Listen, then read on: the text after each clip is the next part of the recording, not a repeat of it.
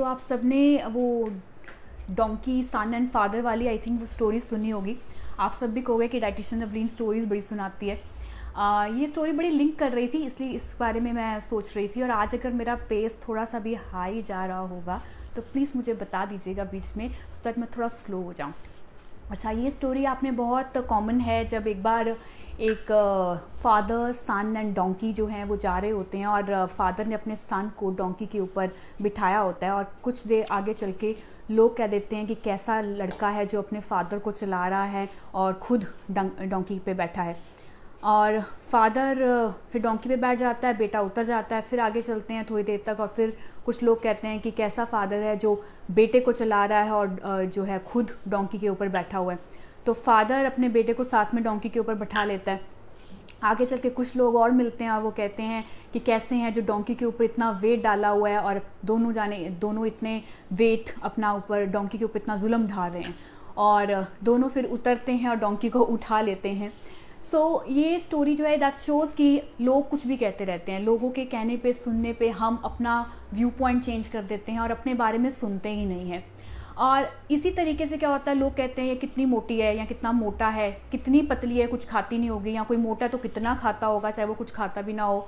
और कुछ लोग तो बिल्कुल ठीक भी लगते हैं, फिर भी लोग कुछ ना कुछ फॉर्म में कि उसके लव हैंडल्स दिखते हैं या देखने में वो कैसा है, कुछ ना कुछ गलती निकाल देते हैं। अगर बहुत कोई बिकनी बॉडी भी दिखती है तो उस पर भी ये हो जाता है कि वो शायद क्रैश डाइटिंग कुछ कर रही होगी, इसलिए उसकी बॉडी जो है वो ऐसी है।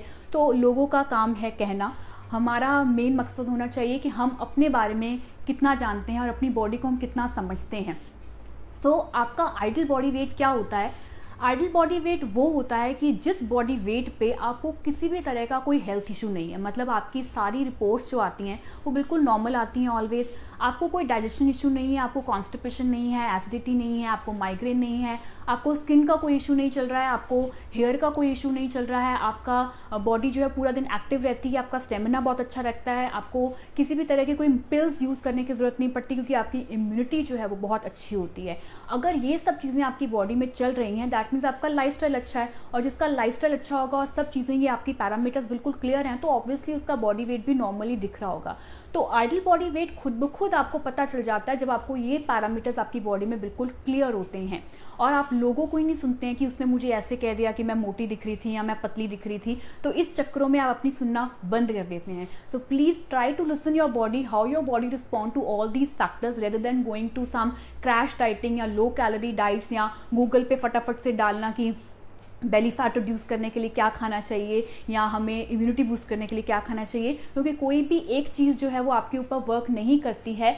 डाइट में जितने भी हमारे कोई भी हर्ब्स होते हैं, चाहे वो टर्मरिक है, ब्लैक पेपर है, जीरा है, मेथी है, उन सब के आपको बेनिफिट्स मिल जाते हैं कि ये सब चीज़ें आपको हेल्प करती हैं वेट लॉस में। लेकिन हर एक की बॉडी में कॉम्बिनेशन जो है वो डिफरेंट तरीके से वर्क करते हैं। किसी की बॉडी में वार्म इफेक्ट जो होता है बॉडी का, तो वो गर्म चीज़ें नहीं खा पाते हैं। कईयों की बॉडी बहुत ठंडी होती है तो वार्म चीज़ें जो है वो नॉर्मल हो जाती हैं। तो वो चीज़ों का कॉम्बिनेशन है, वो आपकी बॉडी खुद ब खुद आपको बताती है कि किस लेवल तक आप यूज़ कर सकते हो, और वो चीज़ आपको जानना बहुत ज़रूरी है और यही चीज़ आपको पर्सनलाइज होना बहुत ज़रूरी है।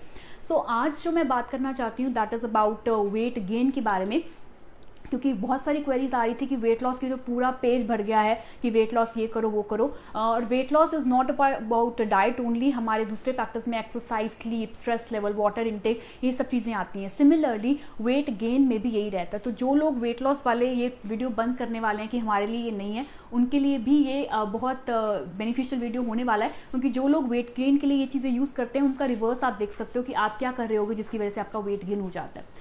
वेट गेन में सबसे पहली बात आती है कि आपको वेट गेन इसलिए नहीं होता है क्योंकि आपका एपेटाइट जो है वो बहुत लो रहता है।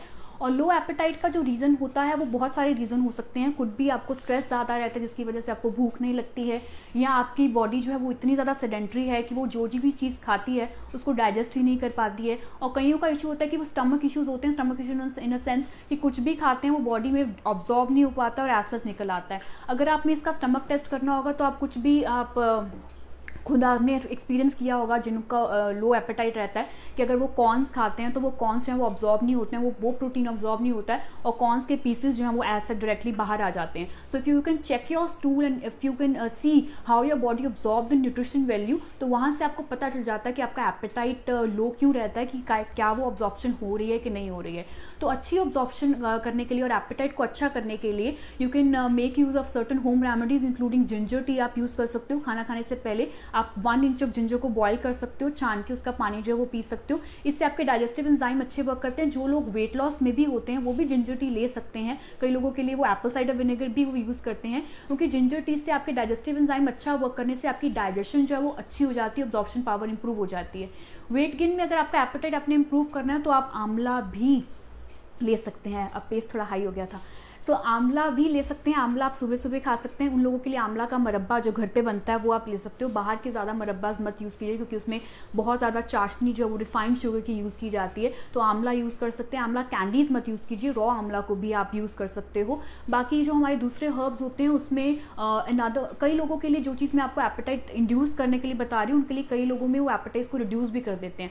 कई लोगों को होता है कि वो तुलसी खाते हैं तो एपेटाइट अच्छा लगता है, लेकिन कई लोगों को तुलसी खाने से एपेटाइट कम हो जाता है. कई लोगों का होता है जीरा खाने से हीमोग्लोबिन लेवल अच्छा होता है, ऑक्सीजन सप्लाई अच्छी जाती है, उनका जो है वो एपेटाइट जो है वो नॉर्मल हो जाता है. कई लोगों को जीरा से जब एपेटाइट लो हो जाता है. तो हर एक का मैकेनिज्म जो है वो डिफरेंट होता है. हर एक में ऊपर जो हर्ब्स जो है वो अलग से वर्क करती हैं. That's what you need to understand.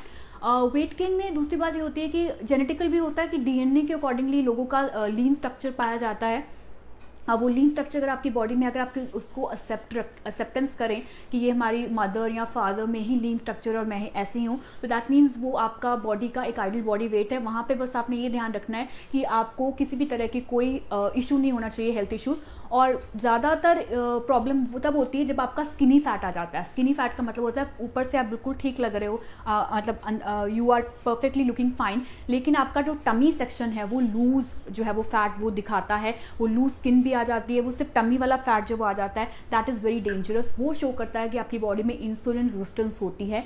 तो कई गर्ल्स में देखा गया है कि जो गर्ल्स बहुत थिन होती हैं, बहुत स्लिम होती हैं, लेकिन उनमें पीसीओडी का इशू पाया जाता है, उनका टमी फैट बन जाता है. That's because of a hormonal disturbance. तो उस टाइम पे you need to get your check all the hormonal test कि आपको कोई हार्मोनल प्रॉब्लम चल रहा है जिसकी वजह से आपका टमी फैट ही बन रहा है. बाकी पूरा वेट जो है वो आपका बिल्कुल लीन है, आपका बहुत स्लिम है आप, लेकिन आपका टमी फैट जो वो बन रहा है. तो अपने हार्मोन्स के ऊपर वर्क करना है, उसके अकॉर्डिंगली वो जो डाइट जो है वो आपने मॉडिफाई करनी है. Another third point is about your mall nourishment. Mall nourishment एक होता है, एक तो लोग होते हैं कि इतनी खाने की अवेलेबिलिटी हो गई है कि मतलब घर भरा है सब कुछ खाने के लिए, लेकिन खाते नहीं है. डर लगता है खाने से कि मैं मोटा हो जाऊंगा या मोटी हो जाऊंगी, और that is called mall nourishment even after the availability of food. और कई लोग इंडिया में ऐसे हैं जहाँ पे उनको खाने के लिए नहीं मिलता है और ना खाने की वजह से माल नॉरिशमेंट हो जाती है.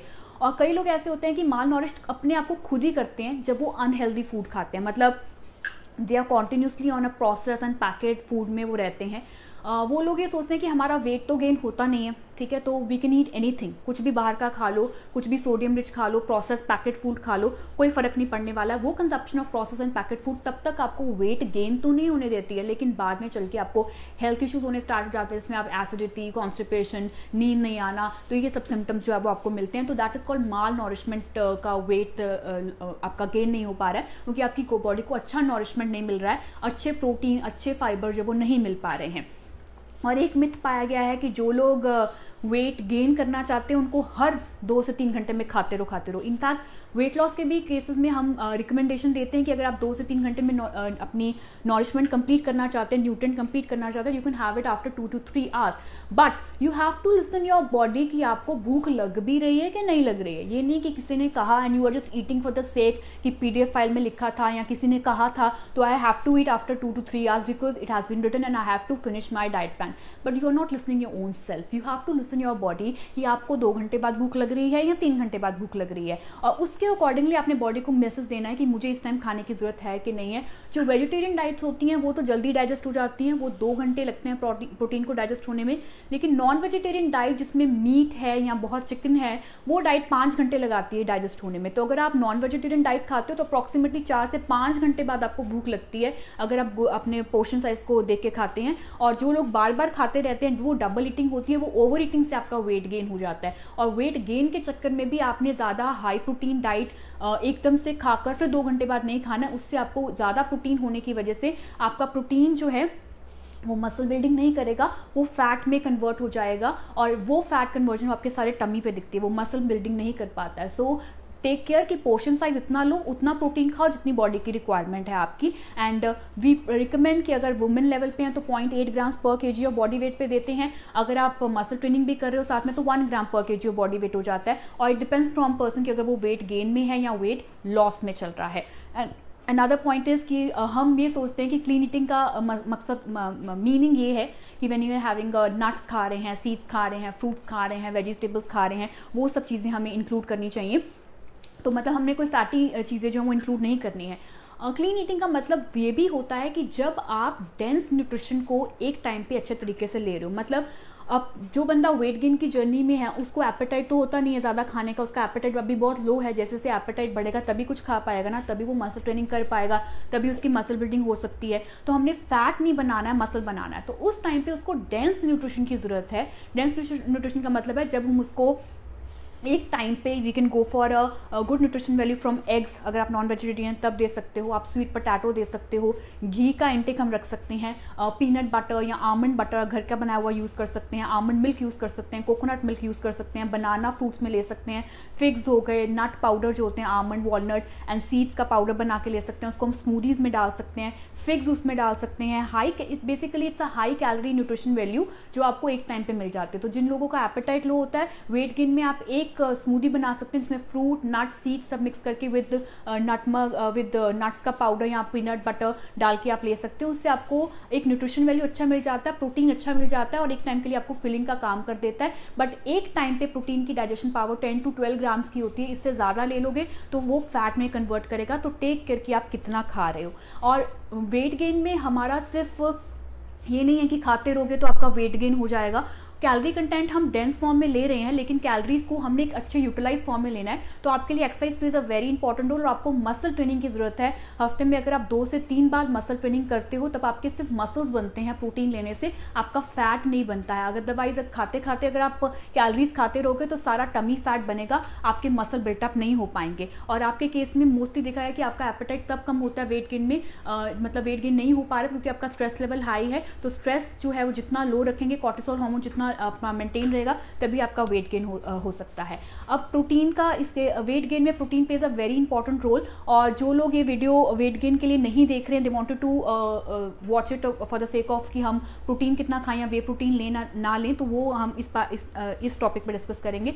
अब प्रोटीन जो है वो हमारा वो क्या करता है, वो डायरेक्टली प्रोटीन फॉर्म में मसल्स बिल्टअप नहीं करता है। प्रोटीन जो है वो ब्रेक डाउन होकर अमीनो एसिड बनाता है। सो हमारे जो 23 अमीनो एसिड्स में से जो 15 ऑफ देम जो है वो बॉडी जो है वो खुद बना पाती है। दूसरे जो अमीनो एसिड्स हैं वो हमें फूड से मिलता है, जिसकी प्रोटीन वीडियो मैंने ऑलरेडी एक अपलोड किया हुआ है, जिसमें मैंने सोर्सेज बताए हैं आपको प्रोटीन के बारे में, जिसमें आपके आ जाते हैं बीन्स हैं, ग्रीन पीस हैं, कैबेज है, कॉलीफ्लावर है, खीरा है, कैरेट है, जो लोग बाहर रहते हैं केल है उनके लिए, स्पिनच है, नट्स हैं, सीड्स हैं, स्प्राउट्स हैं, ये सब प्रोटीन के वेजिटेरियन सोर्सेज मिल जाते हैं। जो लोग नॉन वेजिटेरियन ये सोचते हैं कि मीट से ही प्रोटीन मिल पाता है, दैट इज नॉट ट्रू। आपको वेजिटेरियन डाइट से भी प्रोटीन जो है वो मिल पाता है, लेकिन quality is more important as compare to quantity. आप ये मत सोचिए कि मैं कितना प्रोटीन खा लूँ ताकि मेरी प्रोटीन जो है वो कंप्लीट हो जाए। आप थोड़ा सा भी प्रोटीन अगर लेते हैं, क्वालिटी अगर अच्छी लेते हैं, लाइक पंपकिन सीड्स अगर आप 2 टेबलस्पून तक ले लेते हैं तो आपको 7 to 8 ग्राम्स ऑफ प्रोटीन जो वो मिल जाता है। तो quality is matters a lot as compare to quantity. अगर आप एक्सेस में उसको लोगे तो वो सारा प्रोटीन जो है वो फैट में कन्वर्ट हो जाएगा और इनफैक्ट वो आपका टेस्टोस्टेरोन लेवल लो कर देगा। मेरी पेस फिर से थोड़ी आई होगी थी। ओके, सो टेस्टोस्टेरोन लेवल जो है वो आपका लो हो जाता है। और टेस्टोस्टेरोन एक ऐसा हार्मोन होता है जो मेन एंड वुमेन में दोनों में ही लीन बॉडी मास बनाने के लिए जो है वो हेल्प करता है। आप जब भी कोई बॉडी बिल्डिंग करते हैं उसमें एक तो ह्यूमन ग्रोथ हार्मोन होना बहुत ज़रूरी है और एक टेस्टोस्टेरोन लेवल नॉर्मल होना ज़रूरी है। और टेस्टोस्टेरोन लेवल जो है अगर आप एक्सेस प्रोटीन खाते हैं तो वो उसको लो कर सकता है, टेस्टोस्टेरोन लेवल को लो कर सकता है। और अगर आपकी डाइट में हेल्दी फैट नहीं है, मतलब आप ये सोचते हो कि मैं फैट को एक्सक्लूड कर दूँ, आप कोई फैट सॉल्युबल वाइटामिन भी नहीं खाते हैं, तो अगर आपकी वाइटामिन डेफिशिएंसी चल रही है और हेल्दी फैट भी नहीं आप ले रहे हैं तो टेस्टोस्टेरोन लेवल आपका बनता नहीं है और आपकी लीन बॉडी मास है वो बन नहीं पाता है। तो आपकी बॉडी में विटामिन डेफिशिएंसी बिल्कुल नहीं होनी चाहिए। Get your vitamin A, D, E के चेक, ताकि वो सब नॉर्मल होना चाहिए। अगर वो डेफिशिएंसी है तो टेस्टोस्टेरोन बनेगा नहीं, लीन बॉडी मास बनेगा नहीं। और ऑयल में भी आप देसी घी हो गया, कोकोनट ऑयल हो गया, सीड ऑयल हो गया, इन सबको यूज़ कर सकते हैं। कोकोनट ऑयल का इतना ज़्यादा जो आज वायरल वीडियोस या वायरल ये चल रहा था कि इट्स बैड और इट्स अ पॉइजन, तो उसके लिए आई थिंक बहुत सारे न्यूट्रिशनिस्ट ने इसको अपलोड कर दिया हुआ है कि that's not bad, it's not villain, it's really good for you. और मुझे नहीं लगा कि मैं बार बार आपको अपलोड करके बताऊँ, बिकॉज ऑलरेडी ये नॉलेज आपको मिल चुका था। सो अलॉन्ग विद दैट, सो आपको अगर लीन बॉडी मास बिल्टअप करना है तो टेस्टोस्टेरोन लेवल को नॉर्मल करने के लिए विटामिन आपके नॉर्मल होने चाहिए और आपका हेल्दी फैट बॉडी में होना बहुत जरूरी है। और लास्ट पॉइंट जो मैं डिस्कस करूंगी that is way protein. May be आज मैंने बहुत टाइम ले लिया आप सब लोगों का। एंड वे प्रोटीन जो है, definitely we recommend whey protein to those people जिनकी रिक्वायरमेंट जो है उनको नॉर्मल डाइट से फुलफिल नहीं हो पाती है और वो लोग जो है वो मसल बिल्डिंग कर रहे हैं। तो उस केस में वे प्रोटीन देना इज द गुड थिंग, क्योंकि हमारी इंडियन डाइट मोस्टली कार्ब से ही रिलेटेड होती है, जिसमें हम राइस एंड रोटी हम ऑल द डे खाते रहते हैं। तो प्रोटीन रिक्वायरमेंट एक नॉर्मल इंडिविजुअल की जब फुलफिल नहीं हो पाती है और वो बंदा अफोर्ड भी कर पाता है वे प्रोटीन को और डाइजेस्ट भी कर पाता है वो उस वे प्रोटीन को, then we recommend whey protein. तो उसकी बॉडी वेट के accordingly half scoop to 1 scoop, और अगर वो मसल बिल्डिंग कर रहा है तो 1.5 scoop according to the body requirement recommendation होता है। क्योंकि whey protein is just a protein from milk, उसको मिल्क से ही निकाला गया प्रोटीन होता है, तो हम उसको यूज कर सकते हैं, उसका कोई हार्म नहीं है। I don't give any recommendation और supplementation on in any other form, but whey protein की रिकमेंडेशन तब दी जाती जब बॉडी का रिक्वायरमेंट नॉर्मल डाइट से जब फुलफिल नहीं हो पा रहा है, उसके टारगेट अचीविंग करने के लिए बॉडी मांग रही है एक्स्ट्रा प्रोटीन को, then we go for whey protein, ताकि वे प्रोटीन डाइजेस्ट भी हो जाए। बिना बात से वे प्रोटीन लेने की हमें जरूरत नहीं होती है। पोस्ट वर्कआउट में आप वे प्रोटीन ले सकते हो, और कौन सा ब्रांड लेना चाहिए ये आपकी पॉकेट के ऊपर डिपेंड करता है। जो आपको